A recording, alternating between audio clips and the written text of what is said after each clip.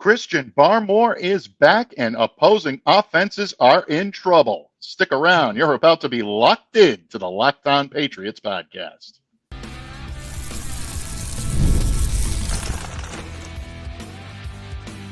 You are Locked On Patriots, your daily New England Patriots podcast.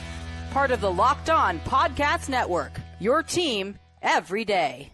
Hello to all of you Foxborough faithful, and thank you once again for making Locked On Patriots a daily part of your New England Patriots coverage. Remember, Locked On Patriots is not only a proud part of the Locked On Podcast Network, your team every day, but we're also free and available on all platforms, including YouTube. So smash that subscribe button, download, follow Locked On Patriots wherever you get your podcasts to ensure that you're getting the latest episode as soon as it's available. I'm your host, Mike Debate. I cover your New England Patriots for Patriots Country of Sports Illustrated. Reach out to me. Let me know what's on your mind on X at MDABATENFL. While you're out there showing some love to Locked On Patriots social media style, follow our account there as well at LO_Patriots. And of course, today's episode, folks, is brought to you by Monopoly Go. I admit it, I have a competitive side, and it's a big fan of Monopoly Go, the mobile hit twist on classic Monopoly. So join your friends and download Monopoly Go, now free on the App Store or on Google Play. And Patriots fans, a major piece of the Patriots defense is back in the fold for the foreseeable future. On Monday, the Pats and defensive tackle Christian Barmore reaching agreement on a 4-year contract extension, maximum value of $92 million. And Christian's deal includes $41.8 million in guaranteed money. Additional details on his contract are still forthcoming, but here today to break down what it means for the Patriots on the field is a man who knows a thing or two about defense, about protection. He is my Patriots paisan, columnist extraordinaire of PatsFans.com, along with being the host of another amazing Patriots podcast, Patriots 4th and 2, alongside the great Derek Havens. He is Steve Balestrieri. Steve, thank you for joining me today, and welcome back to Locked On Patriots. Always a pleasure, my friend. And what an interesting past few days this has been. So it's great to talk some football with you. I'm sure, we have probably stuff to talk about for 4 more days, but let's jump right into it, right? Absolutely, definitely. The NFL draft now starting to shrink in the rearview mirror, but the analysis of this 8-person draft class, along with 10 undrafted rookie free agents that the Patriots have signed, will continue for days here on Locked On Patriots. We're just scratching the surface on draft coverage. Stay locked in. You will not want to miss a single second of it. But Steve, you're absolutely right. Where would we begin today than the news of Christian Barmore signing his 4-year extension? The news broke late on Monday morning. Tip of the cap to our good friend Doug Kite of Boston Herald, who was the first to report on this. And honestly, Steve, you look at Christian Barmore being back in the Patriots fold. I don't think there's one person in Patriots Nation right now that is looking at this and saying that this is not a good deal. You lock up one of the top defenders that you already have on this roster, but not only that, a rising star in the NFL ranks. I love every bit of this deal. I know the $92 million is a big number. I know the 41 guaranteed is a big number. I think Christian Barmore is worth every penny of it. Oh yeah, especially, especially when you take into account what some of the other, top defensive tackles are getting in today's game. It's actually, I think it's a pretty reasonable contract when you look at it in context, with what some of the other really good guys are getting. And we saw Barmore, really come into his own last year. And even at the same time, he was battling injuries all year long. Right. And he was still playing in every game. And there was times when he was absolutely dominant. But from a big picture perspective, I think you have to love this move. And, going to what you said offline, smart move. The Patriots are, they're really, locking up their core guys for the team long term. They're young guys. Josh Uche, Kyle Duggar. Well, Uche is on a prove-it deal, but Kyle Duggar, Anthony Jennings on the defense, Mhm. Barmore, Michael Onwenu. I mean, these guys are they're all young guys, and they're all locked up for the next 3 to 4 years. And this is allowing them to build that core of the new team. You know, each era has to go through that building process, and they've identified, they've recognized it, and they know who their guys are, and you just got to love it. I mean, this is this to me was like you said, a very necessary, but it was also a smart signing. Very smart. The one prevailing theme, Steve, that you're hearing all throughout these signings, all the ones that you mentioned, the Kyle Duggars, the Michael Onwenus, the Hunter Henry, even though technically Hunter's a little more of an elder statesman than some of those guys, at 29, he still fits the bill of a young guy, a young core guy you want to keep here in New England. Anthony Jennings, now Christian Barmore. You heard Joshua Uche and even Ramondre Stevenson, who I believe is the next in line for a big-time payday, maybe next in line for a contract extension. He was asked about that earlier today, folks, at Gillette Stadium. Steve and I are going to get to that point in just a moment. But the one prevailing theme that you hear from all of these guys is, this is where I want to be. I want to be here in New England. I'm glad I'm getting the chance to stay here in New England. I think that's a big common theme with Gerard Mayo, with Elliott Wolf, right up to the owner's box and Robert Kraft. I think they want guys here that know the value of playing in New England. Maybe it's not the same type of value that we've had in years past where Tom Brady and Bill Belichick automatically guaranteed that you would be contending each and every year for a playoff spot, for a spot in a conference championship, maybe even a Super Bowl. That's no longer the case. But what you still have is a strong level of commitment, and I believe a pedigree that you can only find here in New England in certain select places throughout the NFL. It still means something to a lot of the players in that locker room, and it's great to hear guys talk about that. With Barmore, I think you're getting that and then some. This guy is absolutely happy to be back in New England. His social media posting showing that without question. But if you're the Patriots, you're getting a guy that is absolutely dedicated to making life difficult for opposing offenses. Last year, he led the Patriots with 8.5 sacks, 16 quarterback hits, 13 tackles for loss, 64 total tackles. He forced a fumble. He broke up 6 passes in all 17 games. The first time in his career that he enjoyed both good health and notable productivity. It goes to show you what he can do when he's capable of using his athleticism, his prowess, and good health to his advantage. So to me, this is the guy that you want to lock up. He's a building block and a cornerstone for that defensive line for a number of years to come. And I know the Patriots defense is in good hands now with Christian Barmore going to be anchoring it for quite some time. Absolutely. And, you know, we all like to talk about, and I'm very guilty of this myself, those edge rushers, right? Because you see it on tape and you see them flying around the corner and sacking the quarterback, but nothing helps those guys more than the push up the middle. And, you know, Richard Seymour was that guy for a long time. I'm not saying that, you know, Barmore's there yet, but it's starting to look a little bit more and more like that every day with him. And, you know, if they get that type of guy and, you know, with him being that presence in the middle and just collapsing it from the middle, that's so important because quarterbacks can step up in the pocket, you know, if those edge rushers are coming blasting around the side. But when the pocket gets pushed right up the middle, there's nowhere to go. And that's what he does. And, you know, he did it fantastically last year. And that was without Matthew Judon being there.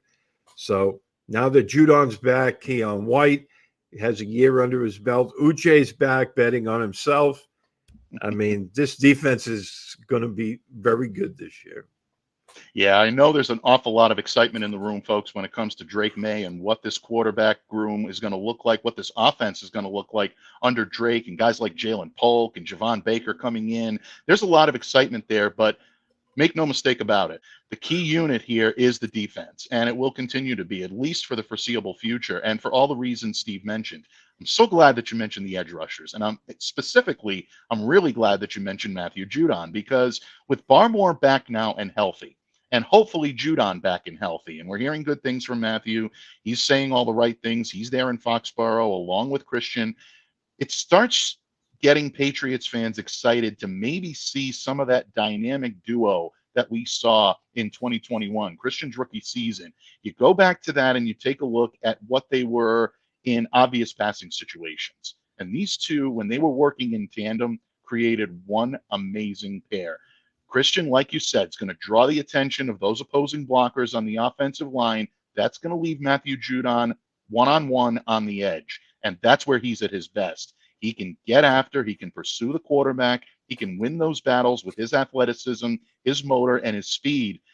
Matthew is hopeful to be ready for the start of training camp after missing most of last season with that torn bicep. But if that is indeed the case, and these guys now are working in tandem together, that really is going to make life very difficult for an opposing quarterback. Oh, absolutely. And, I saw there was a video clip of Judon working out, and he looks fantastic. He does. Obviously it was more of a running type situation. He was doing some drills where he was cutting inside and outside, but that had nothing to do with his bicep tendon. But, he just looks in phenomenal shape. We'll have to see how his arm is all healed up, but he's another one I think that they should look at somewhere down the line this year before the end of the season and lock him up for another few years. Yeah, absolutely. If for no other reason than the prowess he brings on the field and the enthusiasm. Matthew Judon definitely is one of those high energy, high motor guys that you love to be around. You love to play for. Great in the community. Yeah, Patriots fans, we definitely want it. Patriots brass, make that happen. Mondre Stevenson, Matthew Judon, let's keep the band together for a good long while and build something special here in New England, because I think Gerard Mayo and Elliott Wolf are on the cusp of doing that. And it leads me quite nicely into a player that we had the opportunity to speak with in the media on Tuesday, and that is Joshua Uche.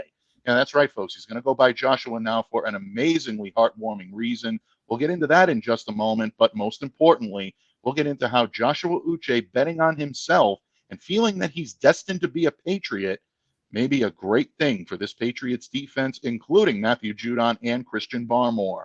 More on the Patriots defense and also some draft talk when we get back, when this episode of the Locked On Patriots podcast continues, a proud part of the Locked On Podcast Network, your team every day. All right, game off. We got to pause here to talk more about Monopoly Go. I know what you're saying. Flag on the play. Mike, you already talked about that. But there is just so much good stuff in this game. In Monopoly Go, you can team up with friends for timed tournaments where you work together to build up each other's boards. The more you win together, the more awesome prizes you unlock. And there's so much to get. You can get unique stickers that you can trade with a friend to complete albums for big prizes. You get cool new playing pieces to travel the boards with. And the best part, hilarious emojis for taunting all of your friends when you smash their buildings or you heist their vaults. Plus, Monopoly Go feels new and exciting every day with constantly changing tournaments and challenges. A ton include their own unique mini games like digging for treasure or a robot pachinko machine. And there's always new timed events that help you win big, like massive multipliers for everything you win or rent frenzies. There's always something fun to discover in Monopoly Go. So get off the bench and go download it now free on the Google Play or the App Store. Game on. Thank you, Pats fans, for joining us here today and making Locked On Patriots a daily part of your New England Patriots coverage. Joining me here today is columnist extraordinaire of PatsFans.com, Steve Balestrieri, my Patriots paisan. And in the previous segment, Steve, we talked about Christian Barmore and what his contract extension means for the Patriots defense and really the Patriots culture in the room.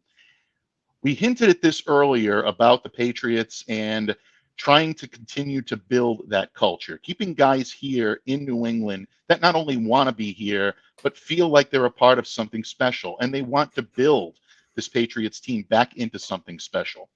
Heard a lot of that coming from linebacker Joshua Uche, who spoke with the Patriots media on Tuesday and had a lot to say about his re-signing with New England, taking less than market value, I guess is the best way for me to put it, and really betting on himself, but not just betting on himself to increase his own brand, but also to help increase the brand of the New England Patriots. First off, folks, if you notice I'm calling him Joshua and not Josh, there's a reason for that. Joshua informed us all in the media on Tuesday that he now intends to go by the name Joshua, not Josh. He said, quote, "It's the name my father gave me. It's a name I'm very proud of. I'm trying to make my dad proud."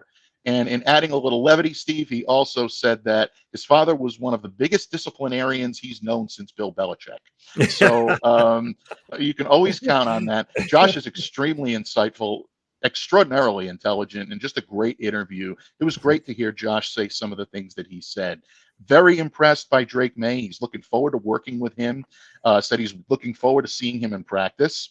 I don't know what that means, folks. Maybe Drake should be a little concerned on that. But no, bottom line, I think Josh is looking forward to building these types of relationships. Joshua definitely looking to build those relationships with the rookies. But the thing that intrigued me most by what he had to say was his reaction to signing the $3 million contract that he signed in the offseason. A lot of people look at that deal and they say, it really didn't break the bank for the New England Patriots, that Joshua Uche probably could have gotten more on the open market. He did acknowledge that. Even though with the contract, the incentives can bring him up to 8, he left some money on the table. I'll quote exactly what he had to say. He said, quote, "There were some options on the table, but in my heart, I feel like I was destined to be a Patriot. Despite what I was offered, I felt like this was my calling. This is where I want to be. I don't want to be anywhere else." Steve, when you hear that type of comment from a player that re-signed on a prove-it deal, but also a team-friendly deal, how great of a thing of that is for the New England Patriots? I remember when that story broke that he turned down, I think it was a substantial amount of money. I don't know the exact amounts, but I know it was a substantial amount of money that he turned down on betting on himself. And I love that for 2 reasons. One, he's confident going into this year that with Judon back, Barmore is, now got his money, but that was before the fact. But, with Judon back, that, I think he believes that the defense is going to be even better in 2024. And the other thing is, I remember him talking about wanting to play for Gerard Mayo. So I think that was twofold. One, he's betting on himself because he believes that, his 2022 season should have been what he had in 2023. And, he wants to bet on himself because he wants a bigger payday. And I love that. Then plus with the Mayo factor, I think, it's showing that some of these guys are really looking forward to playing for Mayo, especially on the defensive side. And those are the things you love to hear. Guys that want to stay here, guys that want to be here, guys that want to be part of building something. Uche was one of the guys that came along after the last Super Bowl, and, he never got a chance to really, get a taste in that. So now when you're looking at the big picture, these guys want to be here. They want to play for Mayo. They want to be a part of building something. And, I think they're pretty much happy with the way the draft turned out, because I think they realize they have a quarterback now. And it's good for the veterans to get behind the rookie. He's coming in. He doesn't know anybody in the room yet. And, a guy like Uche saying, hey, we're all looking forward to, playing with Drake May and going to practice. That's just showing this guy a little bit of a welcome. Absolutely. Yeah. And that, I think, really shows a lot of maturity on Mhm. Josh Uche, maybe a maturity beyond his years. And again, I think it also ties into what we talked about earlier and him loving the region, him loving the team and wanting to succeed for the team. It's more than just wanting to succeed for yourself. You can hear that when Josh talks about staying in New England. It wasn't just about proving something to himself. I think he wants to prove to Patriots Nation that last year was an anomaly when it came to his abilities. We've seen Josh Uche's speed, his athleticism, his system savvy became a pretty significant factor in the Patriots defense, especially in 2022. 11 and a half sacks, 27 total tackles, 14 quarterback hits, 2 forced fumbles. He even got an AFC Defensive Player of the Week honor in Week 14 against the Arizona Cardinals. So this is clearly a guy that can get the job done and be a fearsome pass rusher in this league. Without Judon last year, I think it threw him a little bit. And I also think that the turmoil that the Patriots were going through threw him a little bit. And now I think you're going to see that return to the type of Josh Uche that we saw a couple of years ago. Obviously, a healthy Matthew Judon is going to be a big factor in that, but Uche really appears to be betting on his familiarity and his talent, and he wants to prove the doubters wrong. I don't think there's any question about that. He said earlier, he says, if people are trying to bet against me, I'm going to bet on myself and I'm going to bet on my team. And hearing him consistently bring the conversation back to team, to me, was something that was very encouraging to hear as a Patriots media member, as a fan. And if you're the team, you got to be standing on the sidelines hearing that and grinning from ear to ear, because that's the type of guy you want in your locker room. Absolutely. And, I like their edge guys now that Judon's back and healthy. I mean, Judon, Uche, Anthony Jennings, Keon White. I like that. They have some depth there. And, they'll be able to keep fresh legs on the field this year. Without question. And, Joshua Uche is a big part of that. And you mentioned guys like Jennings and Judon. And, we're also talking about the guys in the middle like Juwan Bentley and Jelani Tavai. The group that they've built in that linebackers core is a savvy mix of veterans and young guys that know their capabilities and are just starting to round into them. Guys like Jennings and Uche are really just kind of coming into their own, and you really can't wait to see this team back to where it was sooner rather than later. It's not going to be an immediate process, folks. It's not going to happen overnight, but these New England Patriots will bounce back, and it's guys like Joshua Uche and guys like Christian Barmore that are going to help to take them there. And it actually leads me quite nicely, Steve, into my final point that we're going to make today, because not only did Joshua Uche speak to the media, Ramondre Stevenson stepped to the podium. And Ramondre ended last season on injured reserve. He's coming back with a lot to prove, perhaps coming back to maybe get a contract extension. I think he might be the next young player the Patriots have on this roster that they'd like to lock up long term. But something that he said may have draft implications, not just on Drake May at the quarterback position, but may also have an impact on the 2 offensive linemen the Patriots selected in this draft. What did Ramondre say, and how does it affect it? We'll answer that question when this episode of the Locked On Patriots podcast wraps up right here on the Locked On Podcast Network, your team every day. Patriots fans, it may be the NFL offseason, but it's playoff time in the NBA and the NHL. Baseball's in full swing, and FanDuel is your place to bet on every game. So listen up, because right now, new customers get $150 in bonus bets guaranteed. That's $150, win or lose. Bet on everything from slap shots to home runs to slam dunks, all on an app that is safe, secure, and easy to use. So what are you waiting for? Put your Boston sports fandom to the test with FanDuel. Visit FanDuel.com/lockedon and make your first bet an automatic win. FanDuel, America's #1 sportsbook.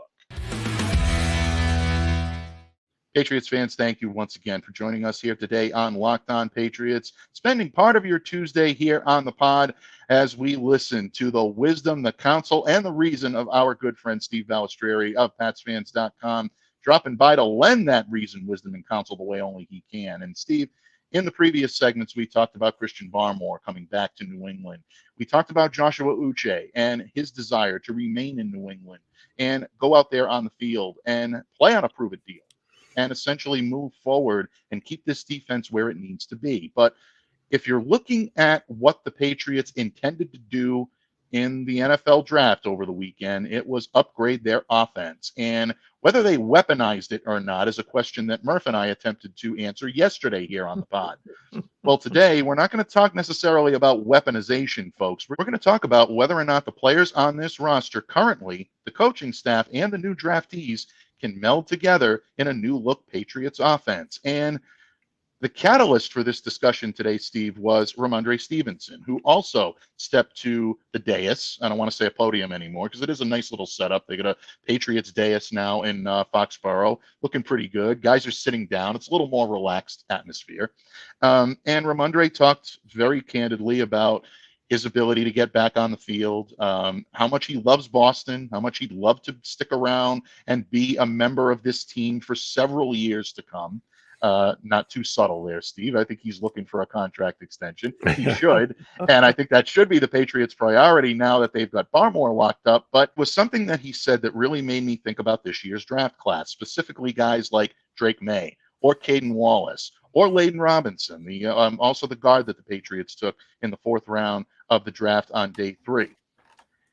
Ramondre said that Alex Van Pelt coming in has really helped to revamp this offense, meaning that the Patriots are incorporating much more outside zone than they had gap last year. The Patriots were very gap heavy, gap run heavy. They're now doing a lot more outside zone. You had to see this coming because Alex Van Pelt's offense is predicated on using the run to open up play action, take deep shots down the field. With him being the enforcer now, meaning Ramondre Stevenson, it's going to look a lot like the Cleveland offense that we saw the last couple of years. And because of that, I'm looking at what Ramondre is saying, and I'm also looking at the players they have on this roster.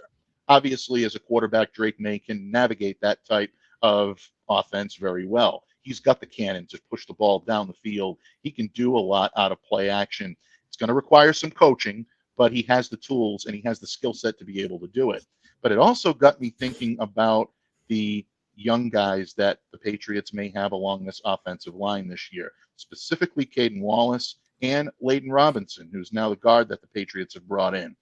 Cole Strange, we know, can play and facilitate this type of outside zone run. This is actually what he was drafted to do when the Patriots got him a couple of years ago. Remember, the Pats tried to incorporate this a couple of years ago under Bill Belichick, under the Patricia and Judge regime, and they simply didn't have the horses in the coaching room to make it happen, didn't have the players on the field to make it happen, and it fell apart. This year, Alex Van Pelt is trying to put that together. My question to you, Steve, is when you look at specifically the two linemen that the Patriots drafted, along with what they have in the room right now, are the Patriots well suited to be able to incorporate this? That's a great question. And, the bottom line is, I think when they tried it a couple of years ago, the coaches weren't up to speed on it enough to drive home the teaching points and the finer points that need to be, conducted in the team meetings and in the film sessions to get it across to the players.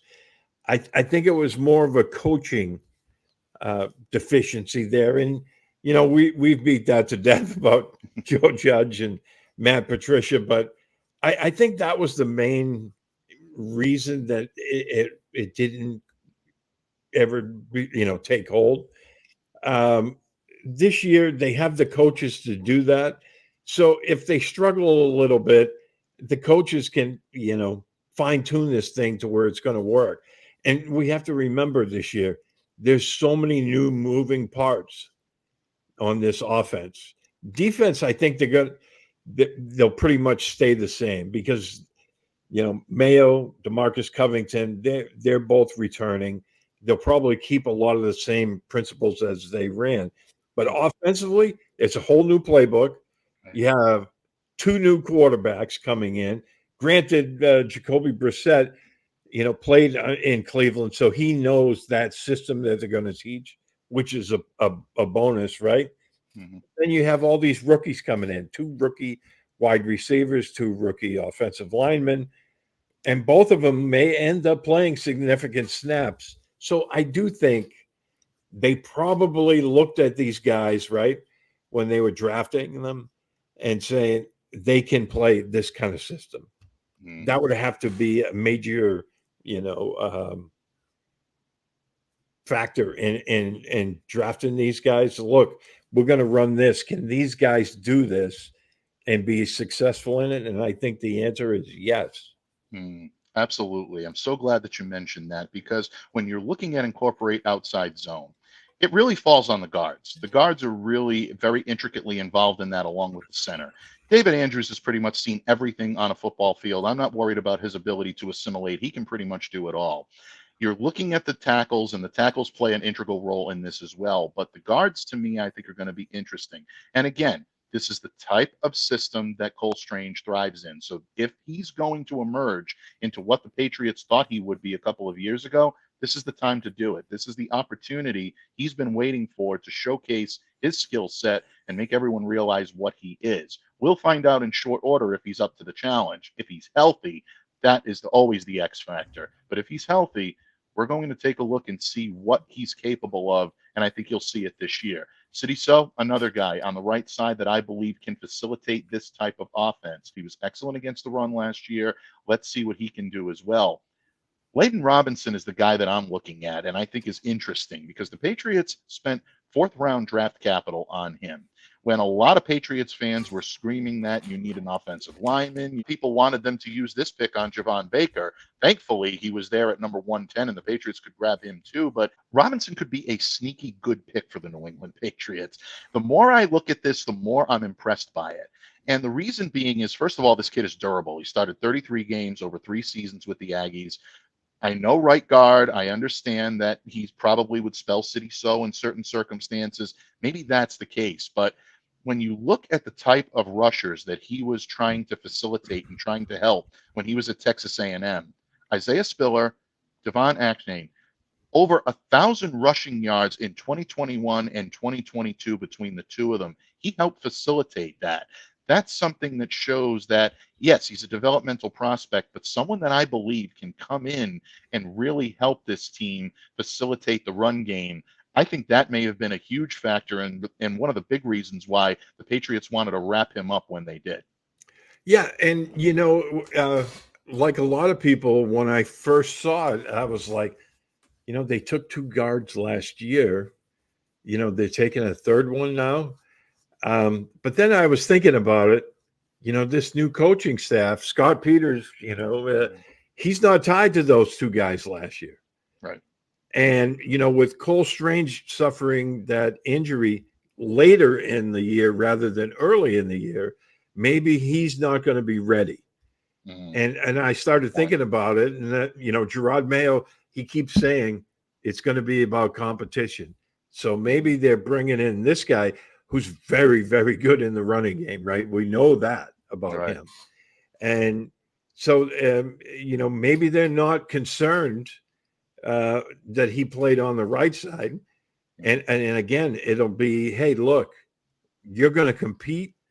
We have these other 2 guys, and whoever competes the best will be filling in for Cole Strange until he's ready to go. Absolutely.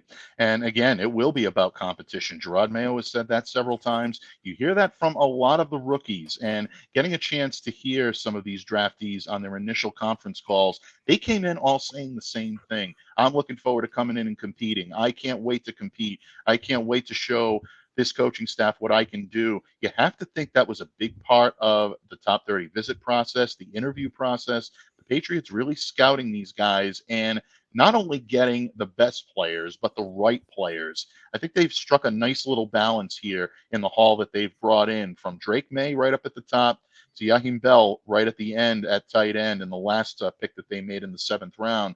Patriots are getting guys that want to come in and showcase their talent. Yeah, maybe some of them, like a Javon Baker, have a little chip on their shoulder when it comes to showing off their talent. But Steve, you and I have used that Top Gun line several times before. I like that in a pilot. I like it in a quarterback. I like it in a wide receiver. Show these guys what you can do, and you'll be able to endear yourself not only to the fan base, but most importantly, what you'll do is you'll give them the opportunity to see what capabilities you have. I think you're going to see a lot of surprising rising stars here on this team this year. So, Steve, it's always an honor, always a privilege when you join me here on the microphone. Thank you so much for dropping by to lend your wisdom and counsel the way only you can, my friend. So before I let you go, please let all of our listeners know where they can reach out to you, interact with you, and what you got going on in the land of PatsFans.com and Patriots 4th and 2 here this week. Yeah, you can find me on Twitter at SteveB7SFG. I write for PatsFans.com. Derek Havens and I did a couple of podcasts last week. We did our normal one early in the week, and then we did one after the first round because, we wanted to talk about the Drake May pick. I think it was more relief than anything because both of us were looking forward to them taking May. Mm-hmm. And so that, and then we did our Sunday, we broke down all of the, the draft picks by in order.